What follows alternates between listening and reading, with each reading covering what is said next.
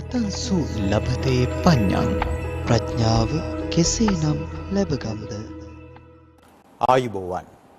කවදත් අපිව ලෙන්ගතු කමෙන් කැමැත්තෙන් ශ්‍රවණය කරන නරඹන බෞද්ධ අබෞද්ධ පැවිදි උතුමන් මෙන්ම ගිහි බවතුන්ටත් ස්ත්‍රී පුරුෂ බාල තරුණ වැඩිහිටි මහලු බොහෝ දෙනෙක් මේ වෙනකොට බෞද්ධයා මාධ්‍ය ජාලයට ඒකාත්මිකව ලෙන්ගතුව ශ්‍රී සද්ධර්මයේ ශ්‍රවණය කරනවා.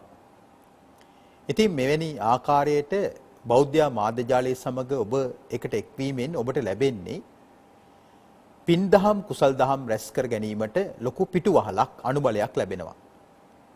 ඉතින් මේ රැස් කරන සෑම පිනක්ම සෑම කුසලයක්ම ඔබ අදිෂ්ඨාන කරගන්නට ඕනේ.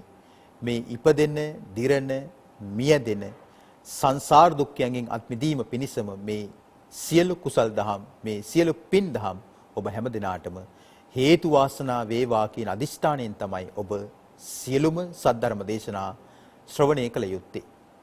ඉතින් අද දවසේදීත් අපි මේ විවේකී සෙනසුරාදා උදෑසනේදී ආරම්භ කරන්න බලාපොරොත්තු වෙන්නේ ඔබේ ජීවිතයට ප්‍රඥාව ලබා ගැනීමේ පිළිවෙල. කතංසු ලබතේ පඤ්ඤා. ප්‍රඥාව කෙසේනම් ලැබගම්ද යන තේමා පාඨය යටතේ සතියේ සෑම සෙනසුරාදා උදෑසනකම සඳුදා උදෑසන වගේම සතියේ මැද බදාදා උදෑසනත් උදෑසන 9 සිට 10 දක්වා හෝරාවක පමණ කාලය පුරාවට අපි ඔබට බොහෝ කරුණු කාරණා සම්බුද්ධ දේශනා අනුසාරයෙන් සජීවීව ඔබ වෙත ගෙන එනවා. ඉතින් අද දවසේදීත් අපගේ වැඩසටහනට වැඩම කරමින් වැඩ සිටින කොළඹ හත ශ්‍රී සම්බෝධි මහා විහාරාධිපති බෞද්ධ මාධ්‍ය ජාලයේ ගරු සභාපති කල්යාණ මිත්‍ර පූජනීය බොරලන්දේ වජිරඥාන ස්වාමින් වහන්සේව নমස්කාර පූරකව සාදු නාද නංවා ධම්සභා මණ්ඩපයේට පිළිගන්නවා. සාදු සාදු සාදු.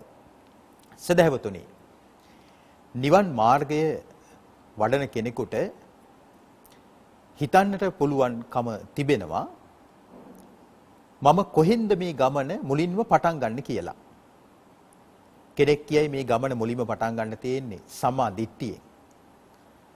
තවත් කෙනෙක් කියයි මේ ගමන මුලින්ම පටන් ගන්න තියෙන්නේ සීලයෙන්. තවත් කෙනෙක් කියයි මේ ගමනට මූලාරම්භය වෙන්නේ සත්පුරුෂයන් ඇසුර, කල්යාණ මිත්‍රයන් ඇසුර කියලා. ඒ සියලු පිළිතුරු නිවැරදි. ඒ පිළිතුරු වල කිසිම වරදක් නැහැ.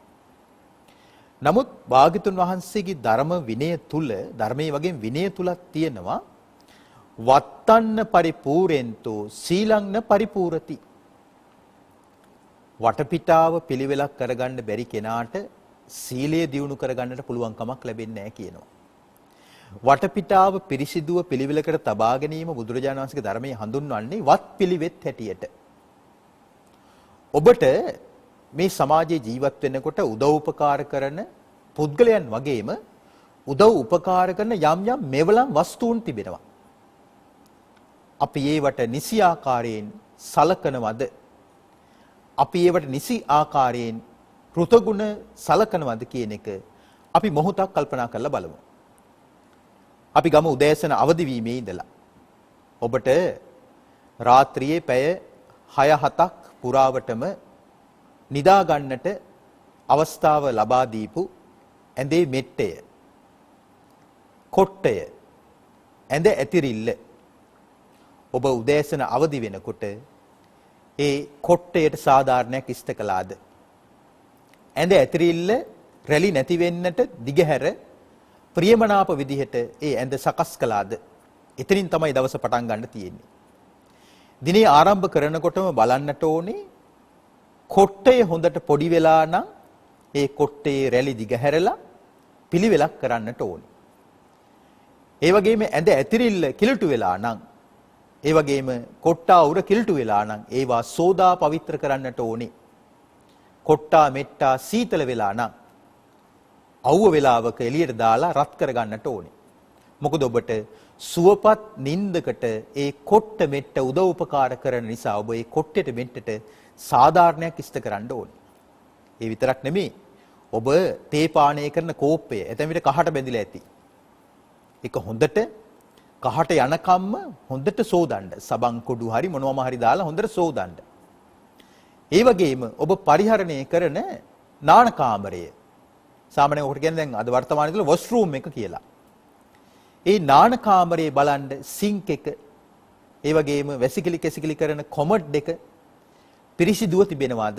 එහෙම නැත්නම් බලන්න අප්පිරියයිද කියලා බලන්න. ඔබට සේවාව සපයන දේවල්. ඒ විතරක් නෙමෙයි. ඔබ පයේ ලන සපත්තු දෙක සෙරප්පු දෙක වෙන්න පුළුවන්. හොඳින් පිරිසිදු කරලා තියෙනවද? දූවිලි වැදිලා තියෙනවද? ඔබ මේස් පළඳින කෙනෙක් නම් සපත්තු වලට මේස් දෙකේ ගඳ ගහනවද? මේස් දෙක හොඳට ඔබ කිලුටු හැරලා දුර්ගන්ධය අයින් කරලා පිරිසිදුවද පරිහරණය කරන්නේ. යට ඇඳුම් වෙන්න පුළුවන්. ඔබේ ප්‍රධාන ඇඳුම වෙන්න පුළුවන්. මේවා සෝදා පිළිවෙලකට පරිහරණය කළ යුතුයි. ඔබ ඇතැම් විට ගමන් බිමන් යන්නේ යතුරු පැදියෙන් වෙන්න පුළුවන්. යතුරු පැදියේ සෝදා සේවාව සපයලා සර්විස් එක කරලා පිළිවෙලකට තියනවාද? මෝටර රථයක් වෙන්න පුළුවන්. මෝටර රථය හොඳට සෝදලා පවිත්‍ර කරලා හොඳට තිබෙනවද? පින්නතුනි, අපිට සේවාව සපයන මිනිසුන් වගේම අපිට සේවාව සපයන මෙවලම් වලටත් අපි සාධාරණයක් ඉෂ්ට කිරීම නිවන් මාර්ගයේදී අපිට ජීවිතාබෝධය ලබන්නට මූලික පෙරනිමිත්ත සපයනවා. ඉතින් බුදුරජාණන් වහන්සේගේ ධර්මයේ තුල ඒක හඳුන්වන්නේ වත්තම් පරිපූර්ණති. වත් පුරනකොට සිල් පිරෙයි. වත් නොපුරනකොට සිල් නොපිරෙයි. එහෙනම් කෙනෙක් සිල්වත් වුණා කියලා කියන්නේ සමාදන් වෙච්ච සිල්පද ටිකක් ආරක්ෂා කරනවා විතරක් නෙමෙයි. වටපිටාව පිළිවෙලකට පිරිසිදුව පවිත්‍රව පවත්වාගෙන යනවා කියන එකයි. මම මේ තරම් කරුණු කිව්වේ අදින් ඇරඹෙන්නේ වස්සාන මාසය. මේ පොයේ දවසින් ඇරඹෙනවා. දැන් මේ වස්සාන මාසය අද තමයි අගෝස්තු 1 වෙනිදා. සෙනසුරාදා. ඉතින් පොහොය දවසේ තමයි ස්වාමින් වහන්සේලා වස් ආරාධනා පිළි අරගෙන අව පෑලවියෙන් වස් සමාදන් වීම සිදු කරනු ලබන්නේ. ඉතින් ඒක නිසා මේ වස් කාල සීමාව පුරාවටම වතින් පිළිවෙතින් යුක්ත වෙලා උතුම් සීලයක් අදිෂ්ඨාන කරගෙන සමාධි භාවනාවන්ට ජීවිතේ නැඹුරු කරමින් ප්‍රඥාව දියුණු කරගත්තොත් ඔබට අමා නිවන් සුව බොහෝ දුර නොවේවි. එහෙම නැත්නම් ඔබ ගන්න උත්සාහය ව්‍යර්ථ වේවි. ඔබ වතින් පිළිවෙතින් සමන්විත නොවුනොත්. ඒ මතක් කිරීමත් සමගමින් අද අපි ආරම්භ කරනවා සුපුරුදු අපේ සාකච්ඡාව. අපි මේ දිනවල සාකච්ඡා කරමින් තිබෙන්නේ සංයුක්ත නිකායේ සගත වර්ගයට අයත් දේවතා සංයුක්තයේ සත්‍ති වර්ගයේ සූත්‍ර සමූහය. තෙරුවන් සරණයි ස්වාමීන් වහන්සේ. තෙරුවන් සරණයි. ස්වාමීන් වහන්සේ අද අපිට කතා කරන්නට තිබෙන්නේ සගත වර්ගයේ දේවතා සංයුක්තයේ සත්‍ති වර්ගයේ සර සූත්‍රය. සර කියලා කියනවා ස්වාමීන් වහන්සේ දිය දහරට. එහෙම. සැඩ පහරක් හඳුන්වන්නත් පුළුවන්.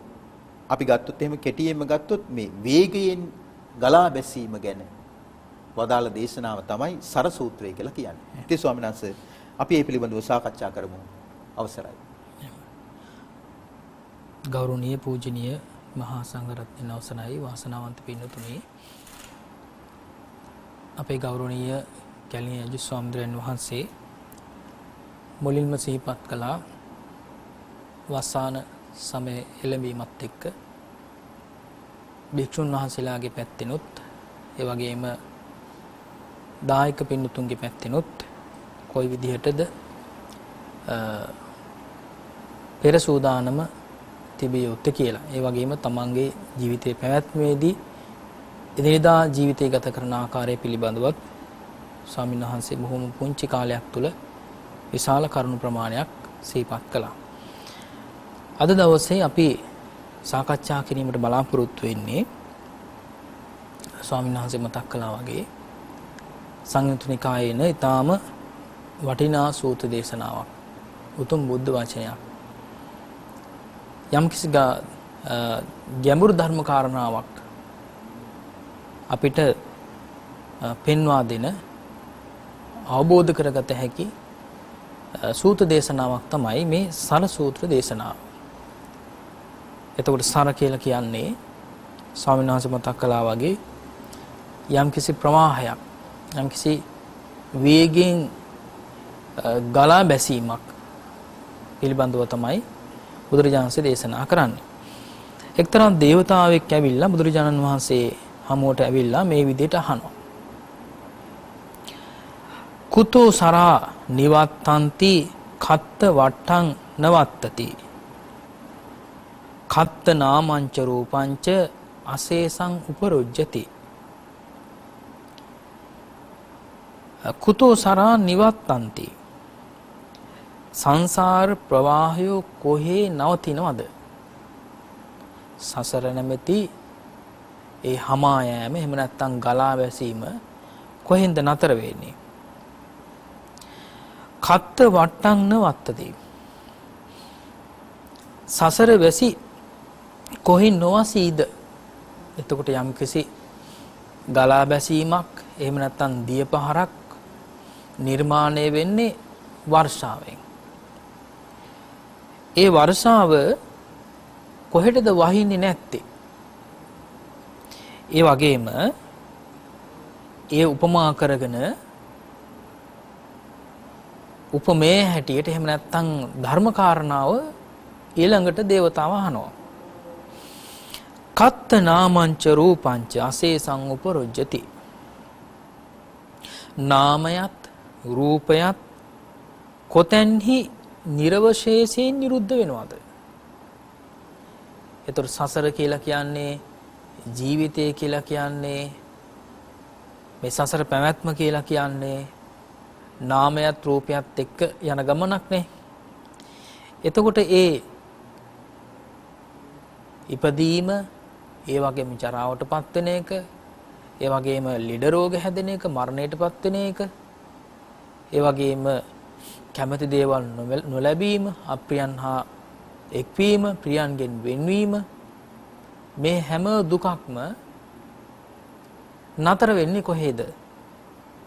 නාම රූපයන්ගේ ක්‍රියාකාරීත්වය කොහෙද නතර වෙන්නේ කියලා බුදුරජාණන් වහන්සේගෙන් මේ දේවතාව ඊටාම ගැඹුරු කාරණයක් පිළිබඳව විමසනවා.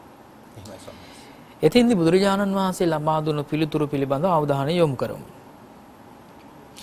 යත් ආපෝච්ච පඨවි තේජෝ වායෝ න ගාධති.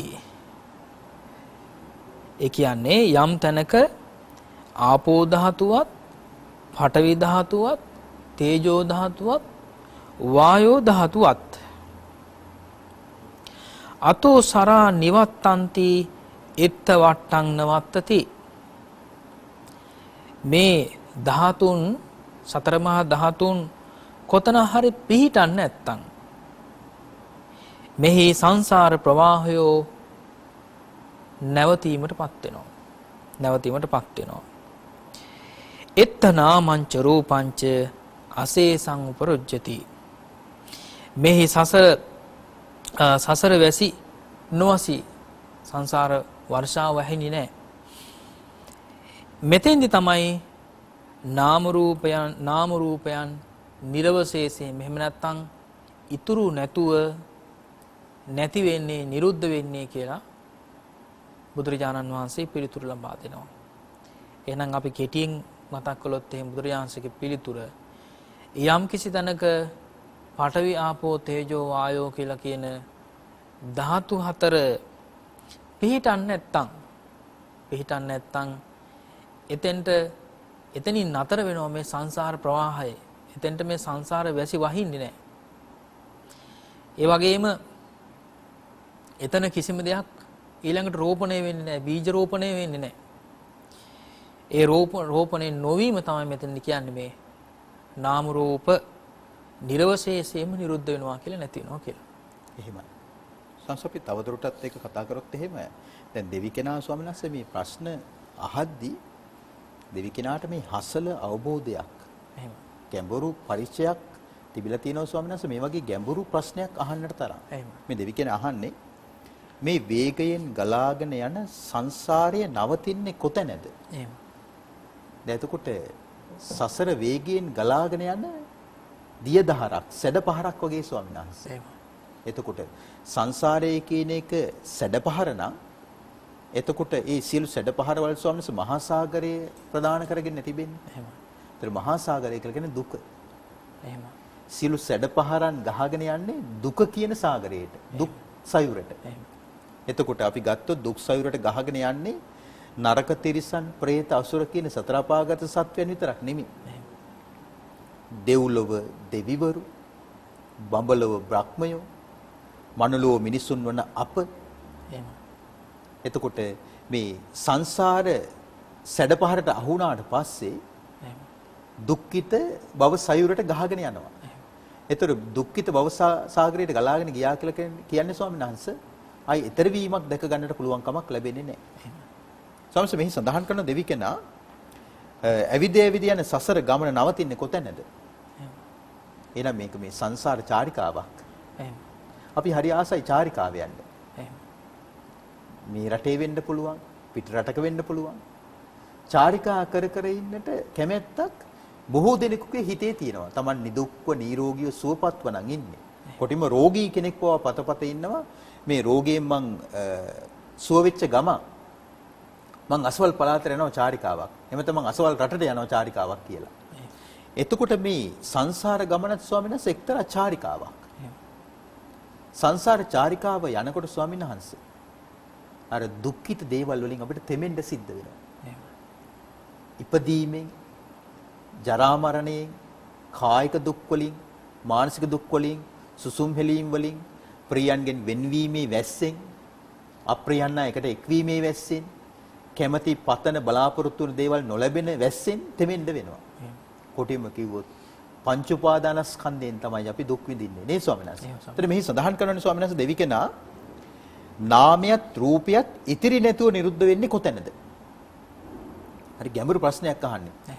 නාම රූප ඉතිරි නැතුව නිරුද්ධ වෙන්නේ කොතැනද? ඒතර භාග්‍යවතුන් වහන්සේ පවසනවා යම් තැනක ස්වාමීන් මෙහි ව්‍යාකරණානුකූලව ගාතාවක් හදන්න ඕන නිසා ආපෝ ධාතුව කියන එක මුලට ගන්නවා.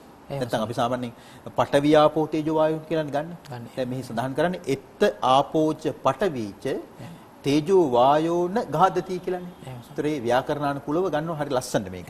ඒතර යම් තැනක පඨවි ධාතුවත් ආපෝ ධාතුවත් තේජෝ ධාතුවත් වායෝ ධාතුවත් පිහිටන්නේ නැත්තම් එහෙනම් ස්වාමීන් වහන්සේ පඨවි ආපෝ තේජෝ වායෝ කියන මේ ධාතු වල ස්වභාවය තමයි පිහිටනවා.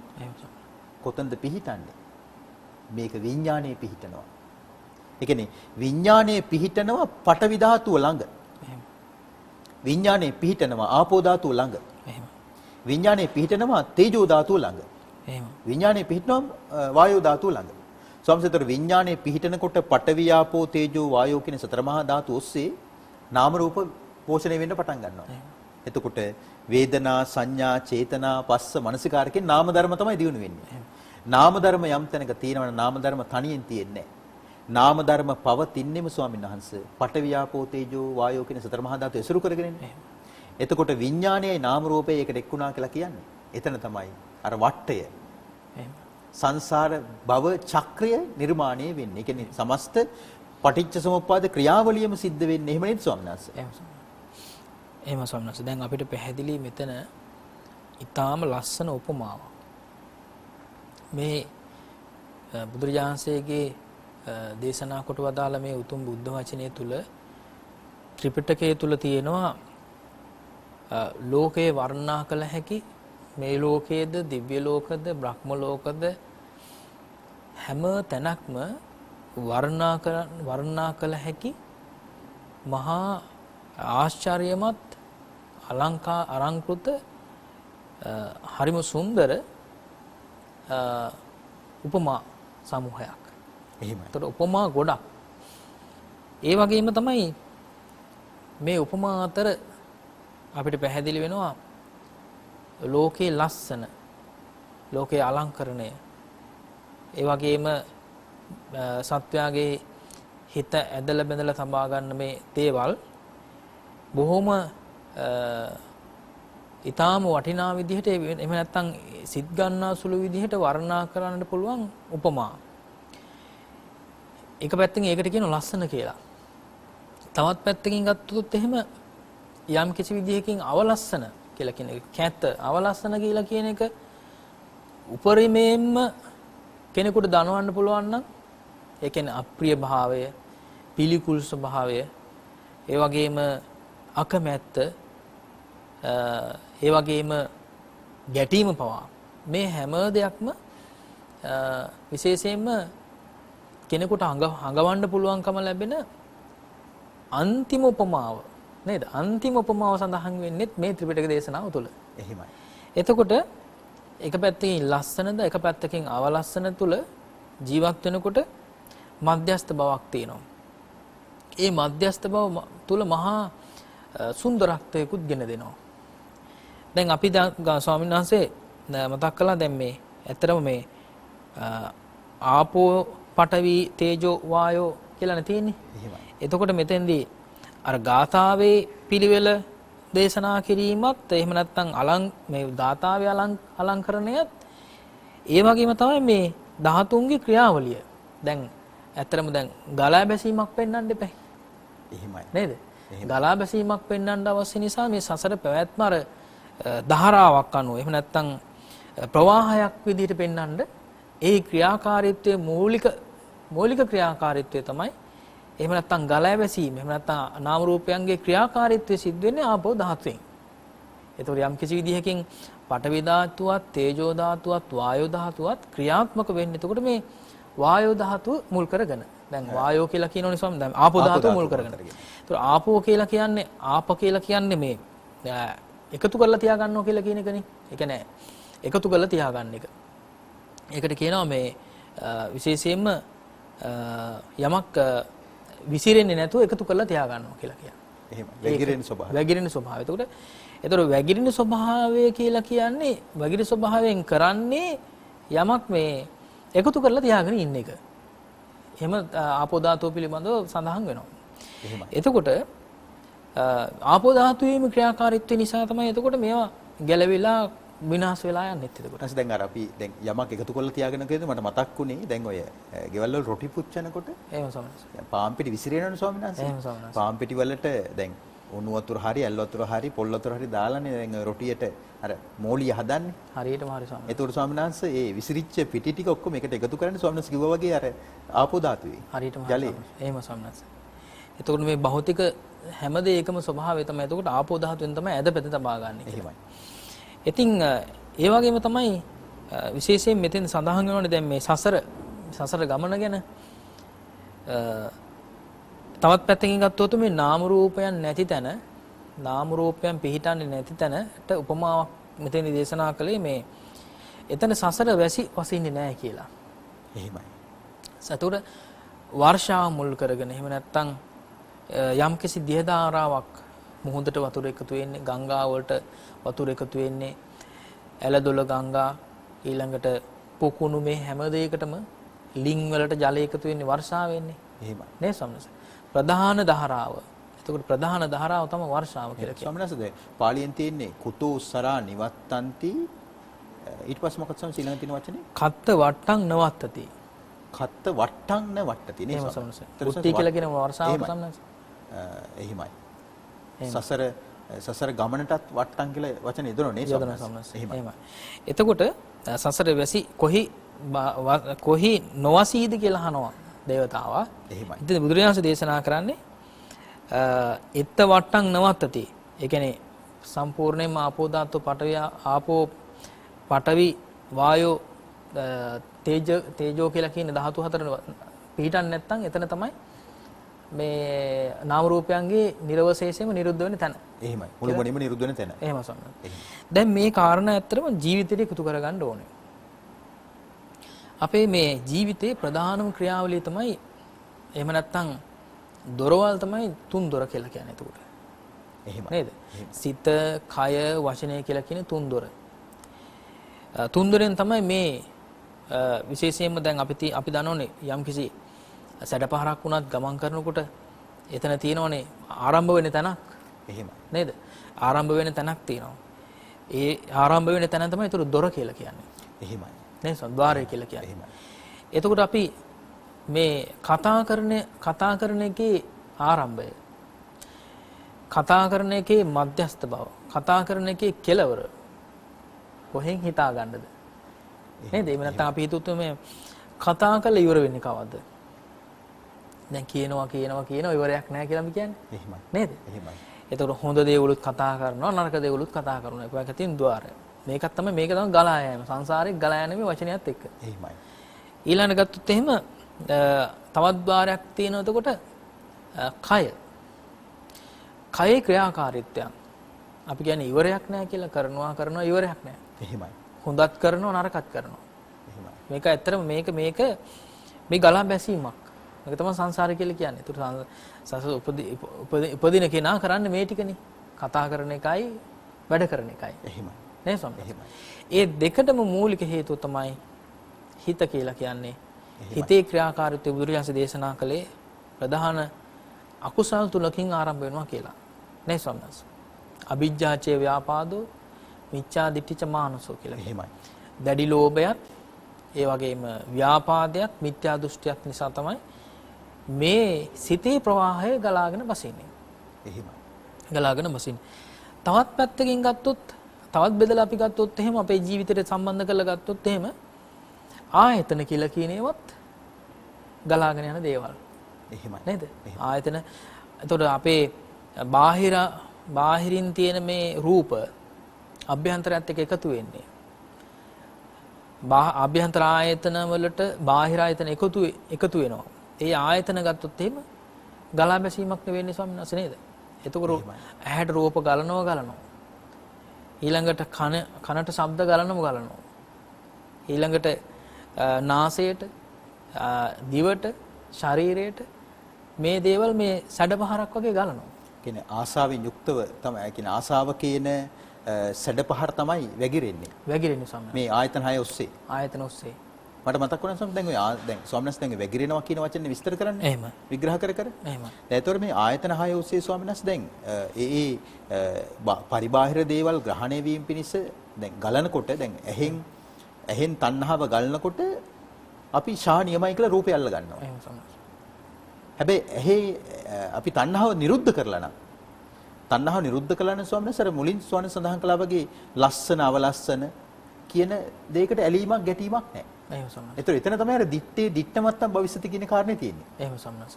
දැන් සාමාන්‍ය කෙනාට දැක්කොත් රූපයන්ගේ නිරුද්ධ වීම තියෙනවා. එහෙමයි. දැන් දැක්කොත් දැක්ක විතරයි කියන එක ස්වාමීන් වහන්සේ රහතන් වහන්සේගේ අවබෝධයනේ. එහෙම සම්මත. දැන් සාමාන්‍ය කෙනෙකුට දැක්කොත් දැක්ක විතරයි කියන එක නිකන් වචනෙන් හිතුවට එතන කෙලෙස් සහිත සටහනක් නිමිත්තක් තිබ්බොත් දැක්කොත් දැක්ක විතරයි කියලා වචනෙන් කිව්වට මොනවටම හරි සියුම් ලෙස අහුවෙන්න පුළුවන්.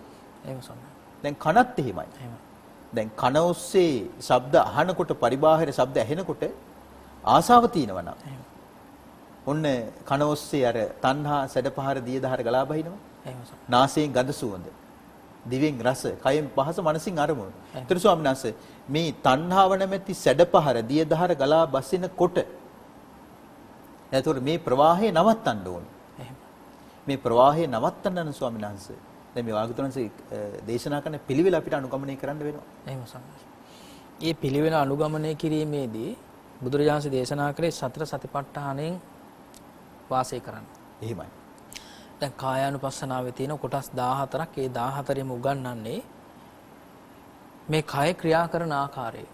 කයෙහි ක්‍රියාකාරීත්වය සම්පූර්ණයෙන්ම කැටිව් කරලා බුදුරජාණන් කොටස් 14කට පෙන්වුවා. කායේ කායානුපස්සී විහෙරති කියලා. නේ සම්නස්. එහෙමයි.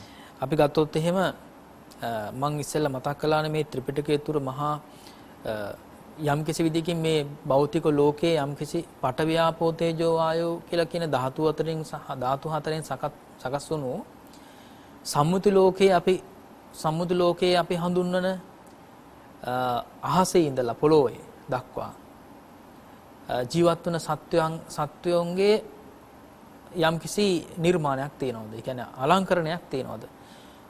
ඒ මිනිස්සු අතරත් ඒ විදිහට ලස්සන මිනිස්සු ඉන්නවා. සත්තු අතරත් බොහොම ලස්සන සත්තු ඉන්නවා. නේද? එහෙමයි. ඊළඟට බාහිර පරිසරය ගත්තොත් එම් සුන්දර දේවල් තියෙනවා. අපි ඒ සුන්දර දේවල් අපි සුන්දරයි කියලා අපි ඇදබැද තබා ගන්නවනේ. දැන් මේ මුහුතට ගියාම ඊළඟට ඇලදොල ගංගාවලට ගියාම ඊළඟට අපි ගත්තොත් එහෙම පර්වත මුදුනට ගියාම මේ හැම තැනකම අපි සුන්දරත්වයක් දකිනවනේ. සම්සු දැන් ලස්සනයි කියන එකත් අපි සම්මුතිය තුළ ගොඩනගා ගන්න ස්වභාවයක් නේද? එහෙම සම්මත. දැන් අපි දැන් කෙනෙක්ව දැකලා කියනවා ඔයා ලස්සනයි අරයට වඩා. නැත්නම් අරයා ලස්සනයි ඔයාට වඩා කියලා කියනවා. එහෙම. එතකොට අර අරයා සහ ඔයා කියන දෙන්න තුලම තියෙන සතර මහා ධාතුන්ගේ පැවැත්මක්. එහෙම සම්මත. ඒතර පරිබාහිරින් අපි ඡන්දය මුල් කරගෙන කැමැත්ත මුල් කරගෙන දෙනව සම්මුති ලෝකයේ තුල ඔන්න සම්මුති ලෝකයේ තුල අපි අතීතයේ ඉඳලම හේතු දක්වලා තියෙනවා. දැන් ස්ත්‍රියක් නම් කේශ කලාපයේ දිගට තියෙන්න ඕනේ. ඒකට කේශ කල්යාණය කියලා කියනවා. එහෙමයි. දත් ටික සිදුරු නැතුව, ඒ කියන්නේ අතර හිඩැස් නැතුව ලස්සනට තියෙන. ඒකට දන්ත කල්යාණය කියලා කියනවා. එහෙමයි. හැම හොඳට තියෙන්න ඕනේ. චවි කල්යාණය කියලා කියනවා. එහෙමයි. ඒ වගේම සෝනස් එහෙම තියෙන නේද? කේශ කල්යාණය, දන්ත කල්යාණය, චවි කල්යාණය, වය කල්යාණය කියලාත් එකක් තියෙනවා. එහෙමයි. එතකොට වයස පේන්නේ නැහැ වයසට ගියත්. එහෙමයි. ඒ වගේ සංස්කෘත මේවා දැන් සම්මුති ලෝකයේ තුලනේ දැන් අපි මේවට වටිනාකම් දෙන්නේ. එහෙම සම්මත. නමුත් දැන් නාම රූප ඔස්සේ බලනකොට පරාර්ථ කියන්නේ පරමාර්ථ හැටියට බලනකොට ලස්සන කැත කියන එක බාහිර තියෙන එකක් නෙමෙයි. අපි හිතින් මවාගත් එකක් නෙවෙයි ස්වාමීන් වහන්සේ. එහෙම සම්මත. දැන් අපි මම එතෙන්ට එනවා ස්වාමීන් වහන්සේ. එහෙමයි. එතකොට අපි එතන ඒ අවබෝධය තුල තමයි එතකොට අපි දැන් මේ කතා කරන්නේ. එහෙමයි. එතකොට අපි ගත්තොත් එහෙම දැන් මේ සැඩපහරක්ම නම් මේ ප්‍රවාහයක්ම නම් ඒක වර්ෂාවෙන් ආරම්භ වෙලා වර්ෂාවෙන් ආරම්භ වන දිය දහරාව ගමන් කරනකොට මුහුද සාගරයේ කරා ගමන් කරනකොට මහා සුන්දරත්වයක් තියෙනවනේ. එහෙමයි. අපි කියන්නේ මහා සුන්දරත්වයක් කියලානේ. ඇත්තට මේ ඒ බාහිරින් අපි බලාගෙන ඉන්නකොට තියෙන සුන්දරත්වයේ ඒ ප්‍රවාහය තුළ තියෙනවද? ආන්න එක තමයි මෙතන තේරුම් ගන්න ඕනේ. එහෙමයි. මේක තමයි සම්මුතිය කියලා කියන්නේ එතකොට ගත්තොත් එimhe අපි ඇලදොල ගංගා දකින්න කැමතියි, සාගරයක් දකින්න කැමතියි. එතකොට මේ දේවල් මේ සාගරය අපි දකින්න තියෙන සුන්දරත්වය එතන තියෙනවද? ඒ කියන්නේ මතු පිටින් දකිනකොට හරි සුන්දරයි. එහෙමයි. වැටුනොත් ඒ ප්‍රවාහයට වැටුනොත් එහෙමයි. ජීවිතාසන්න මරණාසන්න අනතුරකටපත් වෙනවා. එහෙම නැත්නම් ජීවිතක්ෂයටපත් වෙනවා. එහෙමයි. ওই දෙකද සිද්ධ වෙනවා. එහෙමයි. බුදුරජාණන් දේශනා කරන ඔය කරන්න දෙක සිද්ධ වෙනවා කියලා. එහෙමයි. නේද ස්වාමී? එහෙමයි. අන්න ඒක තමයි එතකොට යම් කිසි සුන්දරත්වයක් තියෙනවා නම් ඒකත් මෙතෙන්දී උගන්වනවා. මේ සම්මුතිය තුල. ඒ වගේ තමයි එතෙන්දී ඒතර තියෙන අසුන්දරත්වයක්. අර මරණාසන්න අසනීප තත්වයකටපත් වෙනවා හරිය එහෙම නැත්නම් අනතුරකටපත් වෙනවා හරිය නැත්නම් විශේෂයෙන් මරණයටපත් වෙනවා නම් ආන්නේ සැඩපහර නිසා යම් කිසි අසුන්දරත්වයක් ගෙන දෙනවා නම් අපි කියනවා සම්පූර්ණයෙන්ම ජීවිතේ කඩාගෙන වැටුණා කියලා. දැන් අපි කියන්නේ සාමාන්‍යයෙන් ගෙදර පවුලක් නම් ඒ අම්මා හරි තාත්තා හරි ගහගෙන ගියොත් එහෙම අපිට මතකයිනේ ස්වාමීන් වහන්සේ පටාචාරාවගේ කතාව. එහෙමයි. නේද? එහෙමයි. පටාචාරාවට සිද්ධ වුණු දේ ඇත්තටම එදා මහා වර්ෂාවක් නැදහැලුනේ. නේද? ඒ වර්ෂාව ඇදහැලුණට පස්සේ ඉස්සෙල්ලාම අම්මයි තාත්තයි දෙන්න ගෙදර. එහෙමයි. නේ ස්වාමීන් වහන්සේ. එතකොට ඒ වර්ෂාවේ ඉඳලා විශේෂයෙන් මේ සැඩපහරේ තුල සිද්ධ වෙන අනුතුරු දක්වා. එහෙමයි. ළමයි තම සම්පූර්ණ දරුවන් අහිමිව දක්වා. එහෙමයි. ඒ වගේම ස්වාම්පුරුෂයත් එහෙමයි. ඒ සම්පූර්ණයෙන් මේ ජීවිතේ කඩා වැටීම සිද්ධ වුණේ වර්ෂාවෙන් ආරම්භ වෙලා මේ සැඩපහරට ගමන් කරලා. සාමාන්‍යයෙන් අපි හිතන්නේ වැස්සට විතරයි අනුතුරු සිද්ධ වෙන්නේ කියලා. වර්ෂාවෙන් විතරයි අනුතුරක් සිද්ධ වෙන්නේ කියලා. ඒ වගේ ජල ගැලීමකින් විතරයි අනුතුරක් සිද්ධ වෙන්නේ කියලා අපි හිතන්නේ. නමුත් මේක උපමාවක් විතරයි. මේක උපමා කතාවක් විතරයි නේද සමහර. එතකොට හැම අනතුරක්ම සිද්ධ වෙන්නේ එතකොට හැම අනතුරක්ම සිද්ධ වෙන්නේ අපි යම්කිසි සුන්දරත්වයක් හොයාගෙන ගිහිල්ලා. යම්කිසි කැමැති සහගත සිතක් පහළ වෙලා ඒ කැමැති සහගත සිත මුල් කරගෙන හොයාගෙන ගිහිල්ලා තමයි යම්කිසි අනතුරකටපත් වෙලා තියෙන්නේ. ආන්නේ අනතුර තමයි මේ සසර දුක කියලා කියන්නේ. කියන්නේ ආසාවන් පසුපස ලුහු බැඳ යාම. සසර දුකට හේතුව. හේතුව ස්වාමීන් වහන්සේ. තවත් පැත්තකින් ගත්තොත් ස්වාමීන් වහන්සේ අපිට මතකයි බුදුරජාණන් දේශනා කළා මේ ධාතු හතර ගැන ඊටාම අවධාරණය කරපු දෙයක්. ඒ කියන්නේ හිතන්න ඕනේ දෙයක්. ඒ ධාතු හතර ගැන කොයිතරම් හිතන්න ඕනේද අපි කල්පනා කරන්න ඕනේද යෝනිසෝ මනසිකාරේ පිහිටන්න ඕනේද කියලා තව උපමාවක් බුදුරජාණන් දේශනා කළානේ. එහෙමයි. දැන් මේ පඨවි ආපෝ තේජෝ ආයෝ කියලා කියන ධාතු හතර මහා විශාල පර්වත හතරක් විදිහට හිතන්න කිව්වා. එහෙමයි. නේ සම්නස. ඒ පර්වත හතර මැද ඉන්නවා. Taman ජීවත් වෙනවා. දැන් මම ඉන්නවා කියලා හිතාගත්තාම මේ පර්වත හතර පැත්තෙන් එක විදිහට පෙරලිලා එනවා. තමන් ඉන්න දිශාවට පෙරලි එනවා. ඒතර තමයි මොකද්ද කරන්නේ? ඇවිල්ලා ඒ පර්වත හතර එකට ගැටුනොත් Tamanට මොකද වෙන්නේ? එහෙමයි.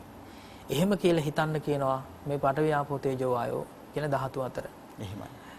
තවත් පැත්තකින් ආශීර්ෂ සූත්‍ර දේශනාව තුළ සඳහන් වෙනවානේ සර්පය 4 දෙනෙක් විදියට. එහෙමයි ස්වාමීන් වහන්සේ. නේද? ප්‍රධාන සර්ප කොටස් 7ක් තියෙනවානේ.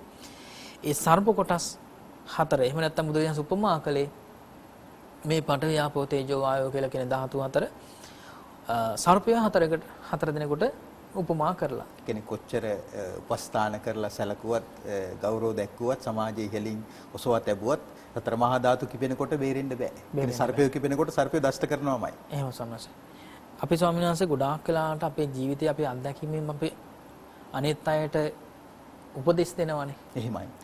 ඒ උපදෙස් දෙනකොට ගොඩාක් වෙලාවට කියන කාරණයක් තමයි ආයතනයක හරි, ගිතර හරි, එහෙම නැත්නම් සමාජයක හරි ජීවත් වෙනකොට මේ මිනිස්සුන්ගෙන් වෙන හානි කොයිතරම්ද කියලා කියනවනම් අපි කියනවනේ වෙලාවකට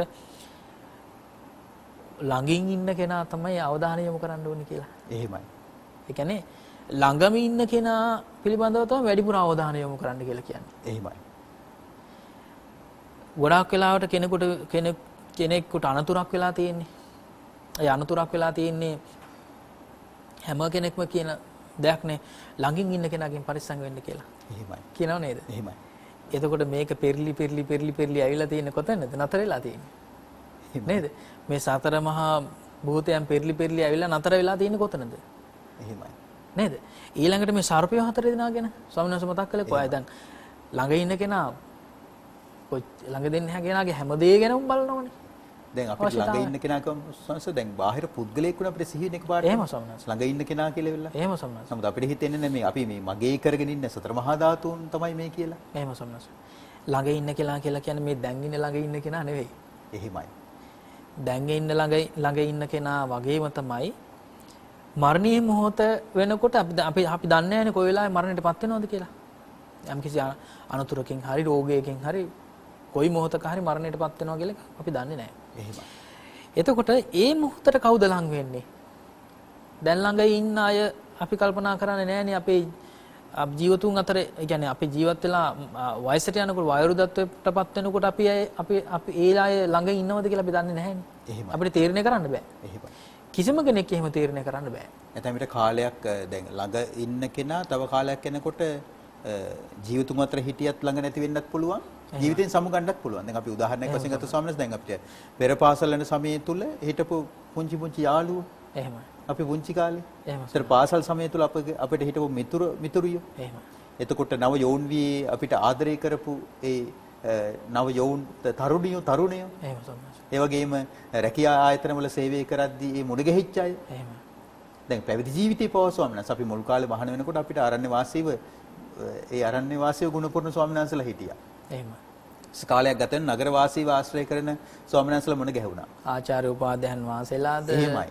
ඊළඟට අපේ අන්තේවාසික ස්වාමීන් වහන්සේලාද නේද? ඒතර සංස පිරිසක් කාලයක් තමයි මේ සමීපව ඉන්නේ. එහෙම සම්මාස. එතකොට ජීවිතයෙන් සමු අරගෙන හරි එහෙම. වෙන යම් හේතුවක් නිසා හරි ඒයට අපිත් එක්ක ඉන්නට බැරි වෙනවා. අපිටත් ඒ අයත් එක්ක ඉන්නට බැරි වෙනවා නේ ස්වාමීන් එහෙම වහන්සේ. සම්මාස. එතකොට ඇත්තටම මේ ළඟින් ඉන්න කෙනා ගැන වැඩි අවධානය යොමු කරන්න කියලා කියන්නේ මේ කාරණේ. එහෙමයි. මේ ඇත්තටම මේ සර්පය 4 දිනකට උපමා කරපු මේ සතර මහා භූතයන් පිළිබඳ අවධානය යොමු කරන්න කියන එකයි මේ කියන්නේ. එහෙමයි. නේ සම්ම. එහෙමයි. එතකොට ඒ සතර මහා භූතයන්ගේ ක්‍රියාකාරීත්වය බුදුන් දේශනා කළා විශේෂයෙන්ම ධාතු මනසිකාරයේදී. ධාතු මනසිකාරය කෙනෙක් වඩනවා නම් ඒ ධාතු මනසිකාරය වඩන කෙනෙකුගේ ප්‍රඥාව වැඩෙනවා. ඒක විතා වේගෙන් ප්‍රඥාව වැඩෙනවා. එහෙමයි. දැන් අපි ගත්තොත් එහෙම අපි කතා බහ කරනකොට යම් කිසි විදිහකින් අපේ ඉරියව් පැවැත්ම සිද්ධ කරනකොට යනකොටද එනකොටද වාඩිනකොටද මේ ඇවිදිනකොටද කනකොට බොනකොට හැම දෙයකදීම මේ විශේෂයෙන්ම වැగిරෙන ගතිය ගැන එහෙමයි. වැగిරෙන ගතිය ගැන විශේෂයෙන්ම එහි තියෙන සුන්දරත්වය අපි ගන්න වතුර ටික ප්‍රණීතයි. ඒ වගේම අපි ගන්න යම් කිසි පාන වර්ග ටික බොහොම ප්‍රණීතයි. ඒ ප්‍රනීත දේ තුල තියෙන සුන්දරත්වය මිහිරියාව ඒ මිහිරියාව අන්තිමට කෙලවර වෙන තැන බුදුරජාණන් දේශනා කළා නව දොර කියලා. එතකොට එහෙමයි නේද? දැන් නව දොරින් උගන්වලා තියෙන්නේ එතෙන් තියෙන පිළිකුල් භාවයෙන් අසුන්දරත්වය ගැනනේ ස්වාමීන් වහන්සේ. අපි ගන්න ආපෝ වශයෙන් ගන්න දේවල් කොහෙන්ද කොයි ආකාරයෙන්ද ශරීරේ ක්‍රියාත්මක වෙලා පිට වෙන්නේ ශරීරයෙන් බැහැර වෙන්නේ. කොච්චර මිහිරිව ප්‍රනීතව අග්‍රව ගත්තා කියලා කිව්වත් එහෙම ස්වාමීන් වහන්සේ. නවද්වාරයෙන් ගලනකොට අසුන්දරයි අමිහිරි නාසයේ ලං කරන්න බෑ දුර්ගන්ධයි පිළිකුලයි අපිරියයි නේ ස්වාමීන් වහන්සේ. එහෙම ස්වාමීන් වහන්සේ. කෙනෙක් කැමති වෙන්නේ නැහැ. එහෙම. දැන් ඇත්තට මේ දේවල් අපි ගන්න පාන වර්ග ගත්තොත් එහෙම ගොඩක් වෙලාවට අපි පාන වර්ග අපි මත් පැන් කියලාත් ගන්නවනේ. ඒ කියන්නේ මත් වතුර කියලාත් ගන්නවනේ දේවල්. ඒ දේවල් වල ස්වාමීන් වහන්සේ මේ ඊටාම වටිනා ඒ කියන්නේ මිලෙන් අධිකම දේවලුත් තියෙනවනේ මේ මත් පැන් කියන දේවල්. එහෙමයි. ඒ වගේ කාරණා ස්වාමීන් වහන්සේ මතක් කළා මේ ඇත්තටම විදේශ සංචාරකයේදී නේ. එහෙමයි ස්වාමීන් වහන්සේ. මට මතකයි මම අබුඩාබි චාරිකා කරපු වෙලාවක ස්වාමීන් වහන්සේ දැන් තරු 7 හෝටලයකට අපි ඔය කියන්නේ නිවාඩු දවසක ධර්ම ප්‍රචාරය නැති දවසක රට බලන්න එක්කගෙන යනකොට ස්වාමීන් වහන්සේ අද කියන්නේ මෙහි වගේ අටමස්ථාන නැහැනේ. එහෙම. ඉතින් අපි ඔය චාරිකා කරන්නේ ඒ තැන් වලට එක්කගෙන යනවා. එහෙම. එතකොට එමිරේට්ස් පැලස් කියන ඒ 7 ස්ටාර් හෝටලේ ස්වාමීන් වහන්සේ ඉතින් අපි බලන්න එක්කගෙන ගිහිල්ලා ඉතින් මෙහෙම අපි වැහැගෙන එනකොට එක්තරා තැනකදී අපිට සිංහල ළමෙක් හම්බුණා. එහෙම. ඒතර එයා ඇත්තටම බාකීප කෙනෙක්. ඒ කියන්නේ මධ්‍යසාර මේ අනිත් අයට දෙන තැනක මිශ්‍ර කරන කෙනෙක්. එතකොට කොහොමද ස්වාමීන් වහන්සේ ළමයා කතෝලික. ඉතින් කතා කළා ස්වාමීන් වහන්සේ කොහෙද කොළඹද කින්දමන්ද කියලා ඉතින් විස්තර කතා කළා. එන්නකෝ ස්වාමීන් වහන්සේ දැන් මේක ගැන පොඩ්ඩක් විස්තර කරන්නම් කියලා කිව්වා. අපි දැන් ඉතින් නිහඬව බලාගෙන ඉන්නවා. එතකොට එක්තරා බෝතලයක් පෙන්වුවා ස්වාමීන් වහන්සේ නිකන් ඇල් වතුර. ඇල් වතුර බෝතලයක්. 아무තු හැඩයක. ස්වාමීන් වහන්සේ හිතන්නේ මේ බෝතලේ කීයක් විතර වටිනව ඇද්ද කියලාද? මම කිව්වා මට නම් ඒ ගැන ලොකු අවබෝධයක් නැහැ. අනික ඔයගේ පාවිච්චියකුත් නැහැනේ. ඒසත් කොහෙත්ම දන්නේ නැහැ කියලා. එතකොට කියනවා ස්වාමීන් වහන්සේ මේ එක බෝතලයක් කෝටි 4යි. ස්වාමීන් වහන්සේ මේ එක බෝතලයක් කෝටි 4යි.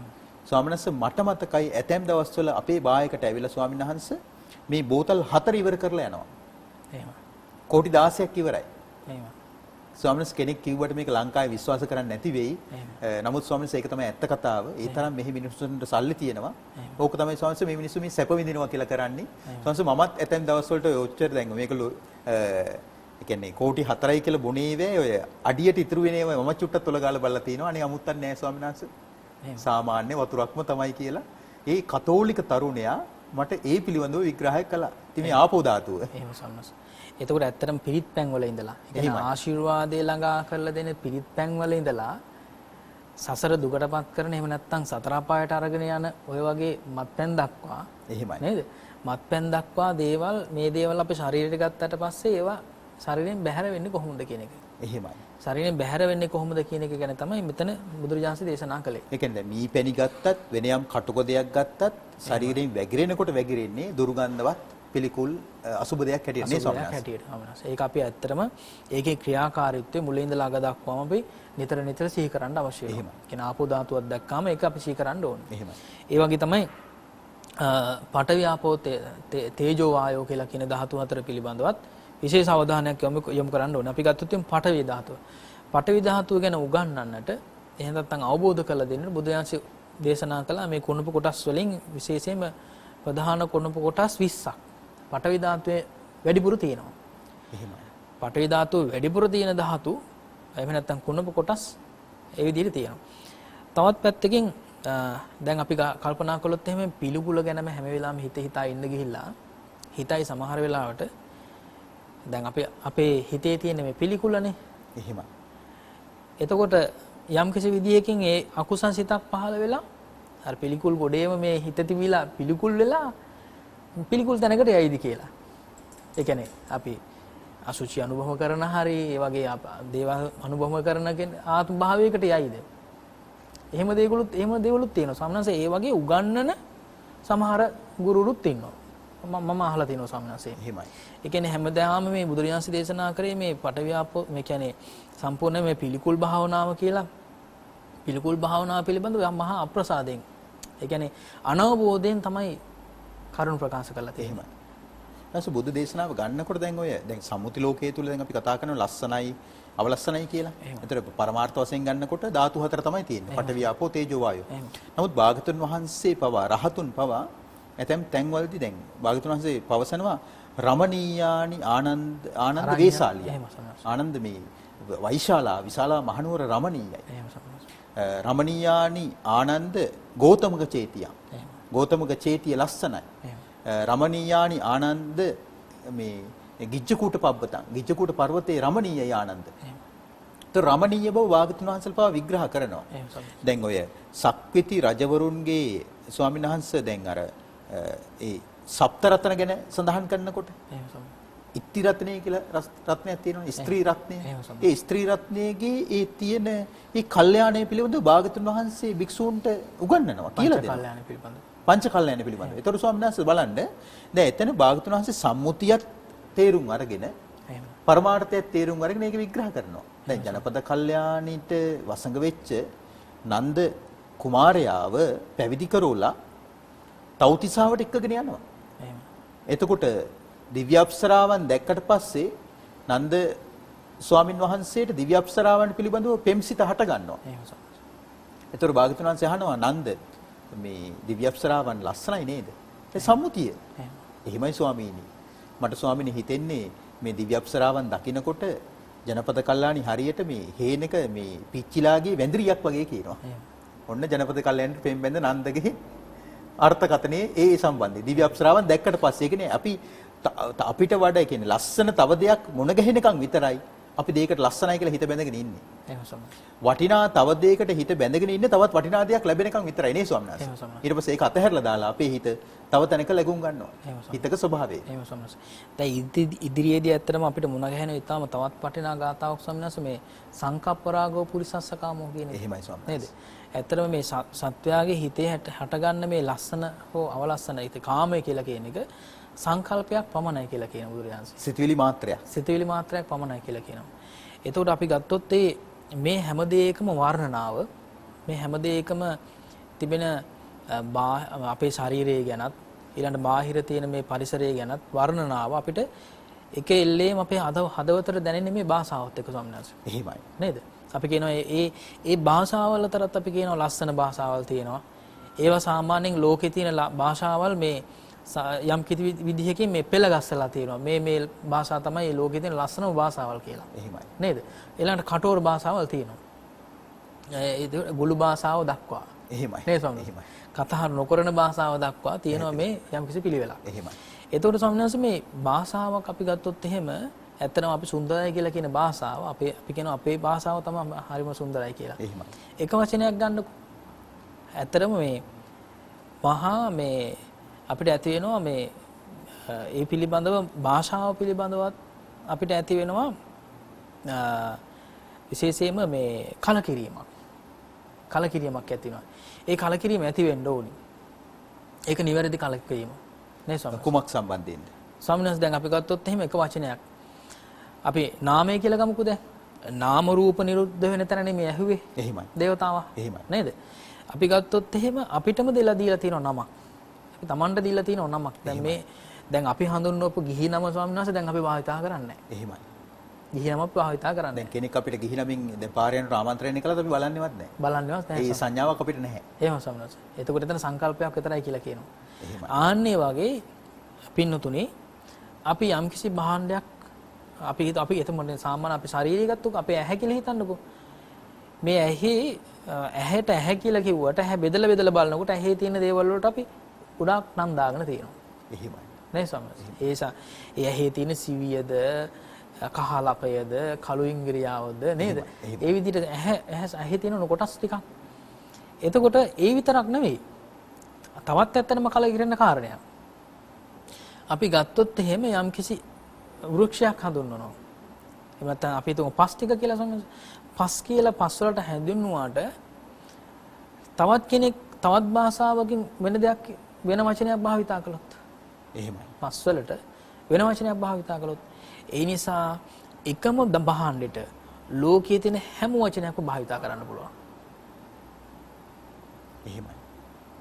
දැන් අපි හිතුවොත් එහෙම පස් වලට පස්වලට භාවිතා කරන්නේ අපි දැන් පස් කියලා හේතුවට පස්වලට වතුර කියලා ඒ මුලින්ම සඳහන් වෙලා තිබුණා නම් කරලා තිබුණා නම් එහෙමයි. පස්වලට කියන්නේ වතුර කියලානේ ස්වාමීන් වහන්සේ. එහෙමයි. නේද? එහෙමයි. එතකොට මේ ලෝකයේ ආරම්භය ගත්තාම පඨවි තේජෝ වායෝ කියලා කියන ධාතු හතරෙන් සමන්විත වෙච්ච මේ සම්මුති දේවල් වලට එහෙම නැත්නම් සම්මුති දේවල් වලට අපි කොටස් වශයෙන් බෙදලා දැක්කොත් එහෙම දැන් අපි පඨවි ධාතුවටම ඇත්තටම පඨවි ධාතුව තුලම පඨවි ධාතුව පිළිවිදලා තියෙන තද ගතිය කියලාම හඳුන්වුවොත් එම අපිනේ හිතන්නේ මේ තද ගතිය කියලා. එහෙමයි. එතකොට යම් කිසි විදියකින් පඨවි තද ගතියට ඒ විදිහට වැగిරෙන ගතියයි කියලා යම් කිසි විදියකින් කියලා තිබුණා නම් එදාට අපි හඳුන්වන්නේ තද ගතියට වැగిරෙනවා කියලා. එහෙමයි. ඒ නාම පවා එතකොට වෙනස් වෙනවා. එතනක් තියෙන සම්මුතියක්ම තමයි. සම්මුතියක් පමණයි සමහරවිට. එතකොට අපි හඳුන්වන අපේ හදවතට හැඟීම් දනවන හැම දෙයක්ම එතකොට මේ සංකල්ප ටිකක් පමණයි. එහෙමයි. සංකල්ප ටිකක් පමණයි. ඒ සංකල්ප තිබෙන තාක් තමයි ඒ සංකල්පවල තියෙන යථාර්ථය අවබෝධ කරගත්ත දවසට මේ වගේ තියෙන ක්‍රියාකාරීත්වය හරියට අවබෝධ කරගත්ත දවසට නිබ්බිදාය කලකිරිනවා. එහෙමයි. ඒ සමහර කලකිරිනවා. හැම සත්‍ය අවබෝධයත් සමගම ඥානෙ මතුවෙනවා. නේ සමහර. එතකොට ඒ කලකිරීම ඇති වෙලා ඊළඟට නිබ්බිදාය විරාගාය. එහෙමයි. නිබ්බින්දම් විරජ්‍යති. නොඇලීම ඇති කරගන්නවා. එහෙමයි. ඊළඟට නිරෝධය ඇති කරගන්නවා. විරාගා විමුච්ඡති. සම්පූර්ණයෙන්ම ඒ වගේ නිදහස් වෙනවා. එතකොට නාම රූපයන්ගේ නිරෝෂේෂ නිරුද්ධ වීමක් තියනවද? එතන කවදාවත් මේ සම්මුතියත් පරමාර්ථයත් දෙකම පිහිටන්නේ නැහැ. එහෙමයි. දෙකම පිහිටන්නේ නැහැ. ඒක තමයි බුදුරජාණන්සේගේ දේශනාව සම්මත. ඒක තමයි අමා මහ නිවන කියලා කියන්නේ. බොහොම පින් ස්වාමීන් වහන්සේ අද අපි ඊ타ත්ම මේ ගැඹුරු ඊ타ත්ම හොඳ ධර්ම කාරණයක් තමයි ඔබ මේ සෙනසුරාදා උදෑසනේදී ගෙන ලැබුවේ. ඉතින් අපිට ධර්මයේ කරුණු ගෙන හර දක්වපු පූජනීය ස්වාමින් වහන්සේ විසින් පූජනීය දරණාගම කුසල ධම්ම නායක ස්වාමින් වහන්සේගේ 57 වන ජන්මදිනය නිමිති කරගෙන ඊ타ත්ම මහානීය පින්කමක නිරත වුණා පූජනීය නායක ස්වාමින් වහන්සේගේ උපන් ගම වන දරණාගම ප්‍රදේශයේ අඩු ආදායම්ලාභී පවුලකට මම හිතන්නේ ලක්ෂ ගාණක් වේදම් කරලා වටිනා නව නිවස්නක් පාදමේ සිට අත්තිවාරමේ සිට තනවා දුන්නා. ඒක නිසා විතරක් නෙමෙයි ඒ නිවසට අවශ්‍ය සියලුම ගෘහෝපකරණ ගෘහ භාණ්ඩත් ස්වාමින් වහන්සේ ඇතුළු ස්වාමින් වහන්සේගේ පිරිවර විසින් දායක පිරිස සේවක පිරිස විසින් ඒ අයට පරිත්‍යාග කරනු ලැබුවා. ඉතින් ඒ පිනත් අපි සාදු සිතින් හදවතින් අනුමෝදන් වන අතර අද දවසේදී මේ ධර්ම සාකච්ඡා කළ රැස් කරපු පිනද ඒ වගේම මේ නිවස්න පූජා කරලා රැස් කරපු පිනද නැවතත් අපි ශ්‍රී සම්බෝධි මහා විහාරාධිපතිව වැඩවිසු බෞද්ධයා මාධ්‍ය නිර්මාණය කරපු අපේ යුගයේ මහා පුරුෂයෙක් වන පූජනීය දරණාගම කුසල ධම්ම නාසමුදුන් වහන්සේට අපි අනුමෝදන් කරනවා. ඒ වගේ මේ විහාරස්ථානයේ අතීතයේ වැඩ වාසය කරමින් සිට අපවත් වී වදාළ පානදුරේ අරියදම්ම නායක ස්වාමින් වහන්සේට ඒ වගේම අපි ගත කොටහේනේ පියදස්සි නායක ස්වාමින් වහන්සේට අපි මේ පින් අනුමෝදන් කරනවා. ඒ වගේම ඔබ අප හැම නමින් අභාවයටපත් සියලුම ඥාතිවරුන්ටත් අපි මේ පින් අනුමෝදන් කරනවා. ඒ වගේම මේ දිනවල පවතින මේ වෛරස් තත්ත්වයේ හේතුවෙන් ලෝකේ පුරා ජීවිතවලින් සමුගත් ලක්ෂ සංඛ්‍යාත සෑම සිළු දෙනාටමත් ඔබ අප හැම නමින් අභාවයටපත් සියලු ඥාතිවරුද මේ රැස් කරන හැම පිනක්ම අනුමෝදන් වෙලා ඒ සාංශාරික ජීවිත සුවපත් කරගනිත්වා සැපවත් කරගනිත්වා. එමෙන්ම පින් කැමති සියලු දෙවිවරු මේ රැස් කරන හැම පිනක්ම අනුමෝදන් වෙලා සැප ලබත්වා. එමෙන්ම අපගේ උතුම් ගුරු දේවෝත්තමයන් වහන්සේලාට මහෝපාද්‍යයන් වහන්සේලාට පූජනීය ත්‍රිනිකායික මහා සංඝ රත්නයට විශේෂයෙන් ශ්‍රී සම්බෝධි මහා විහාරාධිපති පූජනීය නායක ස්වාමීන් වහන්සේ ඇතුළු විහාරවාසී මහා සංඝ රත්නයටත් බෞද්ධ කාර්ය මණ්ඩලයේ සෑම සිළු දිනාට මෙන්ම අපගේ දෙමව්පිය වැඩිහිටි ගුරුවර ඥාතිතයිසීන් සෑම සිළු දිනාටමත් අපිව කවදත් නරඹන ශ්‍රවණය කරන ලක්කසි ලෝවැසි බෞද්ධ සිළු දිනාටත් මේ රැස් කරන හැම පිනක්ම ප්‍රඥා ලෝකයේ ඇති කරගෙන චතුරාර්ය සත්‍ය අවබෝධයට පත්ව අමා මහ නිවනින් සැනසීම පිණිසම හේතු වේවා වාසනාව වේවා කියලා අපි හදපිරි සතුටින් පුණ්‍යානුමෝදනා කරනු ලබනවා. හැම දිනාටම සම්මා සම්බුදු පිහිට ලැබේවා. කතංසු ලබතේ පඤ්ඤං ප්‍රඥාව කෙසේනම් ලැබගම්ද